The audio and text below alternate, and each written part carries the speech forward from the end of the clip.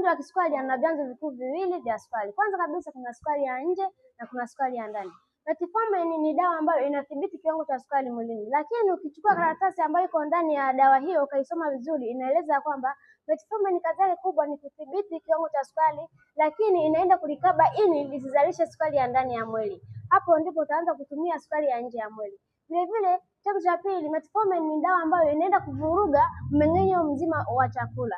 Hapa ukila chakula haukiwezi kumeng'enywa inavyotakiwa ili mwili wako upate sukari nyingi. Kinachofanyika, metformin inavuruga mmeng'enyo huo, inapatikana sukari ndogo sana, ambapo utapata maumivu ya mara kwa mara kwa sababu mwili unahitaji sukari ili uweze kufanya kazi vizuri. Vile vile metformin unatakiwa utumie kwa siku miligramu 1500. Ukizidisha pale, madhara ya dawa hii ni kupata kiungulia, tumbo inajaa gesi, au unapata uchovu wa mara kwa mara, kuna watu wanatapika na kuharisha. Hayo ndio madhara ya metformin. Lakini unaweza kukutana na mtu anakuambia kwamba nina changamoto ya kisukari, nimeambiwa na daktari wangu kwamba nitumie dawa hii hapa. Kikubwa nizingatie dawa, nile chochote kwa kiasi. Ule chochote una changamoto ya kisukari na unatumia metformin. Ukweli ni kwamba kuna matibabu ambayo ni mazuri sana. Matibabu haya Madam Priska anatoa kwa wagonjwa wangu ambao wanahudumia changamoto ya kisukari.